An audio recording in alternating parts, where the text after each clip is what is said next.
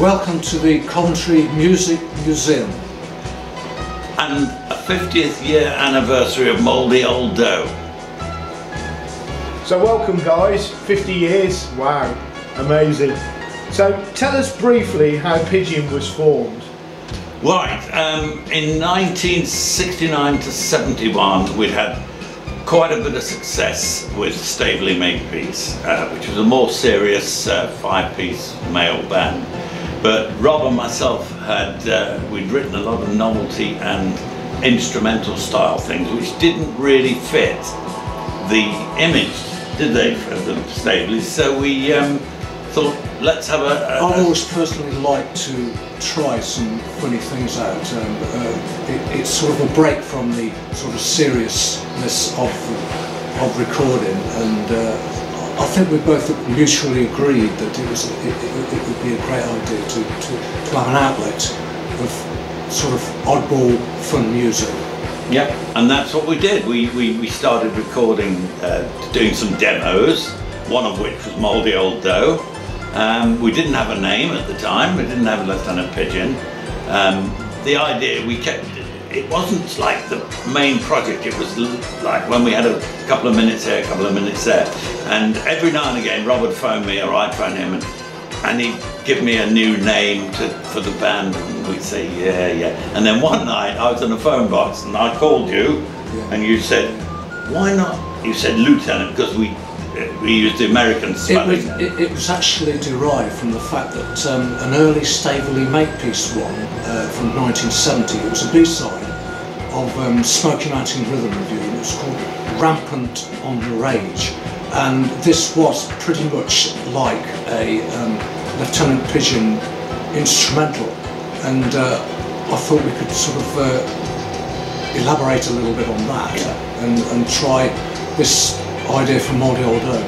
Anyway, it was the same thing, yeah, it was 2 pianos, bass and drums. Yes. Rampant on the Rage. But anyway, it didn't suddenly go mad. We finished the demo of it about September, early September 71. Yes. And then it went on the shelf, and it didn't see the light of day for a while, and then we took it to RAK Records, Mickey Most, yes, who rubbished it. Not a chance, he said. And we lost interest, and we lost a bit of faith in it, and so it ended up on a 7-inch reel with a lot of other master tapes, but it was right in the middle. And this is the amazing story. We took that tape with us to SWM Studios. Yes. We were doing some other tracks. And Steve was a friend of ours. Steve Wadey. A lot of the early Staveley stuff back in 69, 70. Yeah. Very good engineer and producer. I thought I mentioned that. Yeah, well, that was his studio. He's the one who wrote Black is Black, Steve Wadey. Yeah. Anyway, we went out for lunch. We'd been recording some other things. We came back, didn't we? Do you remember walking through the door? What did we hear? Mouldy Old Dough blasting out. Now, and I said to Rob, how did he find that in the middle of the tape? And the title had caught his eye. And what did the title caught his eye. He said, "What's this Mouldy Old Dough?" And it sort of edged him on to actually put it on the machine and play it, and he was actually playing it. Yeah, and he said, his words were, that is an international #1 hit. and honestly, and we thought, oh yeah. And so we got renewed faith. He took it to Philips and Pi and a few other labels. Nobody wanted it. We took it to Concord, some of our the smaller labels, Spark Records, we took it to them. Nobody wanted it. But in the end, I think it was Concord that actually showed interest in the end. They felt that the original tape was probably down on quality a little, so they decided to record it again, which we did. It was a good recording, but it was not really, it didn't really have the same magic as the original one. And I think it was about this time, for some reason I phoned my mother. Oh, well, that was January the 4th, 1972. I know that in the end Decca wanted to actually, they picked up. Well, that was the strange thing. Before Christmas. I'm probably shooting the gun there. No, before Christmas we'd given a copy to to Frank Rogers of Decca, who we knew from years previous. And Frank had obviously played it to his younger brother Louis, who said, take it, it's a hit. As it was, the original. Yeah. And that while we were in a meeting with Campbell Kennelly, virtually, the day we were about to sign it over with this new version, you phoned your mother and said, any messages? It was actually, in fact, you took the original tracks down to reduce it, mix it. Oh, that was in November. That's probably earlier on. But, you know, I'm trying to get a chronology. Yeah, that's the remix, and Mum said to me, well, Frank's really interested in the tape, and this was the actual original master. He went with it. He actually signed it up. Signed it up on the spot. January the 4th, 72 that was. And it was released on the 18th of February, 50 years ago today. It was released, and it came out on the Decca label F13278. Anyway, it died, didn't it? Yeah, we couldn't get any real interest in it at all. But of course, both Nigel and I are like dogs with bones that won't let go. We consistently try to. I remember at that time going to Decca Promotions, and there was a chap called Keith Mitchell, and he was supposed to be the plugger working on it, and he didn't like the record. So what chance have you got? And Noel Edmonds played it on What's New on Radio 1, and I remember his words. He said, well, I hope it isn't a hit, because I'd hate to have to say Pigeons Dropping. That's what he said. And anyway, but basically it died, didn't it? Yeah. And then we carried on, we concentrated on Staveley again. But in the summer, unbeknownst to us, what happened in the summer? Belgium. It was released in Belgium, and as a result of it being on, it was sort of their version of our Nationwide. It was a current affairs program, and they used Mouldy Old Dough as the music. And of course, from then on, it got really popular. Went into their charts, and we got a telegram from Frank Rogers on the 15th of July 1972. Sorry about the dates, but they always stick. And he said, he's from Northern Ireland. He had a terrible Northern Ireland accent. Nigel, he said, phone me immediately. You're number 3 in Belgium. And that was when it all kicked off. And then Decca got renewed interest and started buying Radio Luxembourg. Yeah, it was getting really heavily promoted after that. Obviously, with the incentive of having the hits in Belgium, the pedigree of that, and they decided, well, if it's a hit there, it might well be a hit here. I didn't think it would go to number 1 as a result. I thought perhaps it might have made the bottom part of the 20. I didn't think it was sort of the kind of record that would go to number 1, but of course it went from, what is it, 38, 20? 38, 20, 4, 3, 1, 1, 1, 1. It just went mad. Yeah, it was a shock. We were genuinely, when it was number 20, we were interviewed by Radio 1, little fella, what was his name? Doesn't matter anyway. And he was saying to us, do you think it'll get high? And Rob said in that interview, well, if we do get to number 1, and when he said that, I thought, come on, Rob. But you're right. So guys, tell me about the process of recording Mouldy Old Dough. Well, when we had the idea, we did a very rough demo to see if it was going to work, and we agreed it wasn't a bad idea. And that's when we thought, yeah, let's go for it. And at this stage, it wasn't really called anything at all as an instrumental.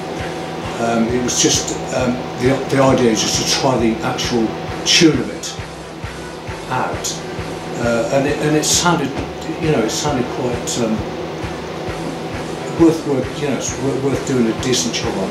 So we decided to go with it. And what did you say to me? what did you say to me 2 seconds before the first take of this thing? The final. You said, lean over to the mic. Yeah. I said, lean over to the mic and just well, I told him where the break was. Yeah, growl. Just growl. Mouldy old dough. Like that, you know. And what did I say? He looked at me. I said, what? Sorry, all these years later, sorry. No, I couldn't understand it then, and I still can't. But he was right. You added a few things and you take it away. Yeah, they were just really spontaneous. Yeah. It's just sort of, just to give it perhaps a bit of character. Because at that point it was just instrumental. I thought it needed maybe something to sort of juice it up a bit. Splash of dirt. Sort of. So yeah, I mean the recording process itself, though. I mean, how did Hilda, your mum, come into the equation? We did backing track first, just for the backing. Yeah. In those days, you needed as many hands on deck because we didn't have the tracking. We didn't have the tracking facilities in those days. But once we did the backing track, it just was dunky dunky dunk. I added the extra bits on with whistles and the top piano. That's basically it.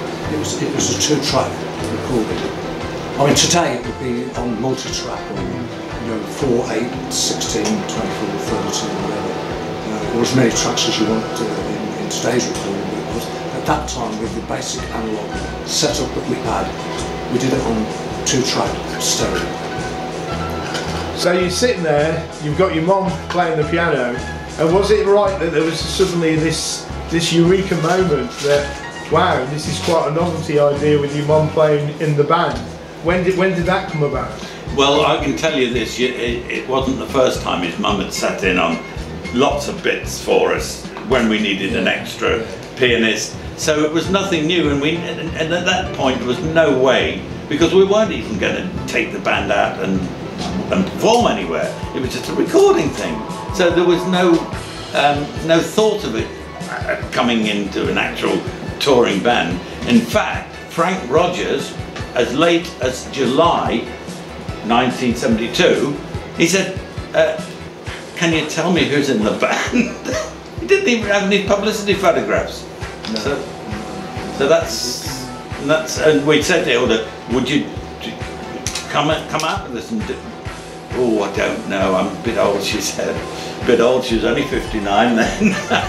But yeah, and she was very reticent about doing it, wasn't she, at first? Yeah. Oh yeah. But once we did a few tours in Europe, and she realised how much the kids loved her, absolutely loved her. She was spoiled rotten, they loved her. Okay, so handling Fame, once it was the hit, it was #1 in the charts. So did your world change? To be honest, yes. And anybody who says a #1 hit record doesn't change life, it's bound to change your life. You know, I was actually working up the northeast, I remember, and I came down from Newcastle to King's Cross, and I looked out the window and said, thank God, no more clubs, no more working these clubs and things. I just didn't want to do any more road work, and it sort of alleviated that for me personally, and it certainly does change your life. I think we handled it okay. I will say it myself. I felt that we handled it pretty straightforward. We didn't get above ourselves or anything like that. It's a double-edged sword, though, Fame. It's got its ups but and downs. But it does change your life, doesn't it? Like when we were in Staveley and we were sort of quite well known, we were doing all right. You might do a gig or something and come out, and the next day you get a couple of people who know you. But when you've been on top of the pops and had close-ups and that, everywhere you go, you get two inches down the road and somebody, hello, it's you, and they ask you the same 5 questions that you've just answered, and then you go another 5 and somebody else asking the same 5 questions, and it does get to you. You think you've still got to be nice and friendly and that, because to them it's the first time they've ever asked these questions. So there's that side. There's another thing here, Pete, very interesting.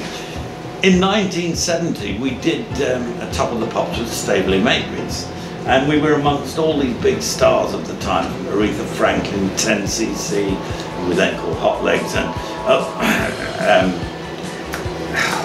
Elvis Presley was. Elvis Presley was not, but he wasn't there. That was Yeah, and when you walk in, your first time, you see all these famous people and think, what am I doing here? You know, what am I doing here with all these famous people? But then when you get into it, you realise they felt exactly the same when they got there. So all they are, they're just all famous people, they're just ordinary people who got lucky. Simple as that. And you often tell me about the incident in like the fish and chip shop. Oh, God. And on Reading Station. When you're recognised by people. Yeah, tell us a little bit about that. That was like the fish and chip shop was the day after we'd done the Top of the Pops, and I'd just forgotten that you'd just back to your old self, and I went to get some fish and chips, and the shop was crowded with people, and some kids went, "It's him off the telly!" And I went bright red, and I just, oh God, I had to get out. I felt so embarrassed. And then on Reading Station, of course, Rob and I also, and our hobby was railways, and we were recording trains on Reading Station, do you remember? And we had the equipment set up, and all these kids come round and they were asking us questions. It's very embarrassing. I guess it's the thing you get used to. I think a lot of the times it's pleasant though. Yeah. It's a good feeling. It's good when you're with other members of the band, especially, because you can bounce off each other. If you're on your own, it can get a bit embarrassing. So, I mean, I've been in places where there's probably a club. I remember once in Leamington, and with that Ray Brooks, was it? Yeah. And he suddenly turned the camera on me in the audience. Stand up. We've got with us tonight. You stand up with the spotlight on you, and everybody's looking at you, and you feel lonely, you know, you think, oh no, leave me alone. I personally though was on the clubs for many years, and I was used to working in front of an audience on stage, so a lot of that I was sort of used to anyway. But if you're not used to that, what I'm on about, I was used to that. When you're on the stage, you're doing a job, you're paid, you're in the right mind frame. When you're in the audience, you're just back to yourself again, and it's a bit like the actor who goes out into the auditorium with his stage coat. You don't do it, you know what I mean? It's two different people. So it was a bit, but by and large, Rob was right. I think we did come through it all right, and we didn't go and break up any hotel rooms or smash up TVs. And people say, I bought your record. Oh, yeah. So I think it's worth mentioning that. I don't think we can bring in all the other 40 releases that you did or whatever it was, you know. God, a few more than that. Even more than that. Yeah. And I tell you, between you and I mean, Mouldy Old Dough, and I'm sure Rob would back me up on this, it was not the best thing we did. I think we did better before and since. It's just that's the one that got all the airplay. I mean, I always loved your Run Around Sue. I thought that was bad. And Cajun Band as well. Another great track. Really. Edna. It's a terrific track. Yeah. There's tons. You know. And we've done stuff which never even got released, which I think is better. My own personal favourite is Smoking Out in the Rhythm video. Yeah. It's like a real rocky thing. Yeah, that was good. Well in keeping with the image that we wanted to portray. Flat vocal on that. On that. When I say flat, no echo. No reverb. Nice and meaty and buried in the backtrack. Yeah, it gave it a great feel there. Yeah. One of the things that always made me laugh is when somebody came up to you and you used to talk about this and say, I bought your record, and of course you had tons of records. Tell us a little bit how that felt. Well, it's understandable, and I'm sure everyone who's had any success will tell you the same, that the public's perception is that that's all you've ever done. Yeah. I could just echo what Nigel said. I've had it sort of said to me a couple of times, and you do realise that they've not heard the ones that were not so successful, and the ones that are 30 or 40 others that were done over the years. But when there's one record just been constantly played on the radio, they figure that is V1 and only. You know, so, And it's not get to install. it's not the best thing we ever did by a long way. We've done much better, haven't But we? it's the most successful. Got all the plugs. Music The is most all, successful one is going to obviously be the one that people own now. music is all about familiarity. If you play the worst record in the world 5 times a day on the radio, it'll be a hit. Because I remember you saying once as well, what I thought was quite fascinating, is the fact that the record was available. It was in all the pressing plants and that it was being made available. And you were saying if that wasn't the case, they would have bought, you know, something else. Exactly. Like you were saying, Peter Skellern, your politics, lady. yeah, You know. those politics are very, very important. So tell us a little bit about that. You know. Well, it was because the top Peter Skellern. 3 out of the top 5 were Decca, so they'd only got one pressing plant called Select. Do you remember? And they because we were ahead of the race, if you like, they put 46 out of 50 presses onto Mouldy Old Dough. So poor old Peter Skellern went out of stock. Yeah. And that should have been a #1, definitely. They gave us like the top of the pecking order for that, and with that, I mean, this is a case of politics, you know, swinging your way. I mean, it could have gone the other way. There's lots of things about having a hit record that people, people don't realise. There's so much lady luck and politics. You've got to fall in the Everything has to be in line to get. Yeah. Of course, you were saying before as well about the fact how long it took the record from the initial success in Belgium to be re-released to actually get into the chart. And you were saying about, you know, that it was fascinating the last time we talked about it. And you were saying it was almost, I don't know if you can use the word payola, but you used to have to pay. Tell us a little bit about that, guys. 17 quid, wasn't it? £17 a play. And they played 3 plays a night for 6 weeks. I mean, if it wasn't heavily promoted, nobody would have ever heard of Mouldy Old Dough. No, Again, this business of politics going on your side. I mean, Decca at the time could have said, "Oh, we're not going to bother with it," and if they hadn't bothered with it, I mean, perhaps nobody would have ever. nobody would have heard it. And those 17 quid. By the way, that was Radio Luxembourg. They were the only really commercial radio station. Everyone listened to that. But even then, with 3 plays a night for 6 weeks, it wasn't until the last week because they were just about to pull the plug, and it went and started to pick up. And then it just went berserk. It ended up around the world 2 million sales. That's a lot of records. It's like a set of situations falling right. If one didn't fall right, it could have just collapsed and would have never been heard of. Like one of those alphabet games, you've got to get all the squares in the right Everything's place. got to be And dead then on. all the lines, all the planet lines. That's right. But talking about the actual legacy of that song, I mean, I've been doing a lot of research, and it's kind of like, wow, with some of the facts that I thought I knew most things about Mouldy Old Dough, but even I'm finding new stuff. So, do you ever sort of wake up at night thinking about it, or is this just a bit of history now? You know, or do you ever think of the legacy that still exists? Although it's history, I often think about it. I mean, we've had orchestras do it, vocal versions. There was a German vocal version. There's so, as you say, there's so many little offshoots happen, and it's just, and like you were saying yourself, if you research into it, it's amazing what you can find. It really is. It is, and I've thought on that subject, if you guys are okay for doing this, I've got a little trivia quiz to see how much you know about the legacy of that song that you put to #1 for 4 weeks. Right, so the first one, this is probably one you might not know, but what groovy electronic based band, they were in the early 80s, and they started in their early days, and they included Mouldy Old Dough in their set, and they were a massive band in America. Oh, wasn't that something Biscuit or something? No, not Limp Bizkit. Not Limp Bizkit. Bigger than those. Don't know. Yeah. Well, it's Depeche Oh. Mode. Depeche Is that Mode. right? Yeah, they call it.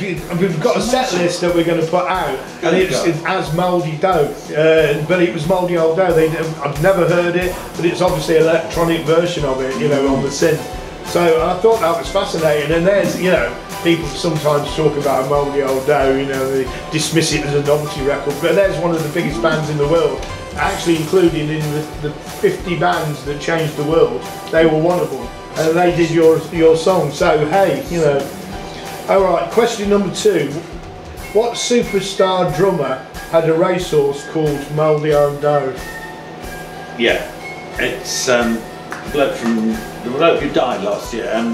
Charlie Watts. Yeah, from the Rolling Stones. Yeah, I didn't know that. Yeah, well, I thought you'd know that. I think you probably know the rest of Well, them. we had a picture taken with the horse. Do you remember? Oh yes, we did. Yeah. Oh right, that's a nice one. And what sport still uses Mouldy Old Dough as entrance music? I think I can answer that. It's Oldham Athletic, isn't it? No, you slightly there. That's another question. But you've just answered that one. But you're right. No, this is a sport which isn't football, but they use it. And the fact they had a fanzine called Mouldy Old Dough. It wasn't the Bangor racing. Yes, Bangor racing. Yeah, spot on, Rob. Yeah, that's it. But I was going to ask you what football team comes out to Mouldy Old Dough. Yeah, Oldham Athletic. I didn't know just that. told us that. Okay, and the last one. What Brit popper chose Mouldy Old Dough in his Desert Island Disc selection? The bloke we work with, we did that thing for him in Hammersmith. What was his name? From Sheffield. Joe Cocker. Jarvis Cocker. Jarvis Cocker, yeah. Yeah. Absolutely. I thought you'd get most of them right, apart from the Depeche Mode. Yeah. But you did well, guys. That's brilliant. Now, I know it's against all the rules, but can I ask you a question? Yeah, go on. What is an anagram of genuine potential? Lieutenant Pigeon. In fact, if you look down there, there's an actual metal board, and we've got the magnets with Lieutenant Pigeon, and we're going to ask people to find that. But you've just said this now, so this is going to go out in the museum. Oh, we can edit that. Yeah, it's going to make it. But yeah, we're actually going to do that. Yeah. So we're going to picture one side, and then we do that. Yeah, genuine potential. But that's another trivia. I don't want to go because I want to leave that. Okay, so we'll if you cut can that out. tell him to take that out. But I think that's probably it. I'm just wondering whether or not we were going to try and get Rob. We thought we could record on here and have this piano going. Obviously, it's not. You know, we can't bring the other one up.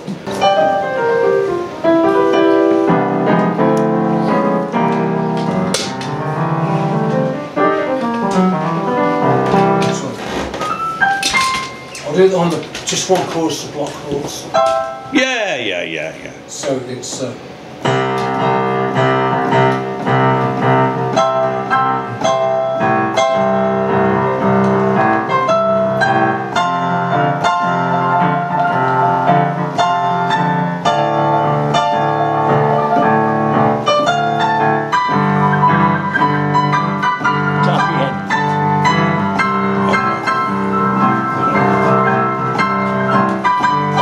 Almost in tune.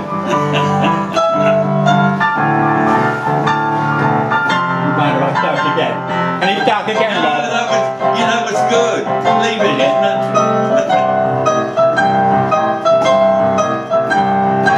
Mouldy Old Dough.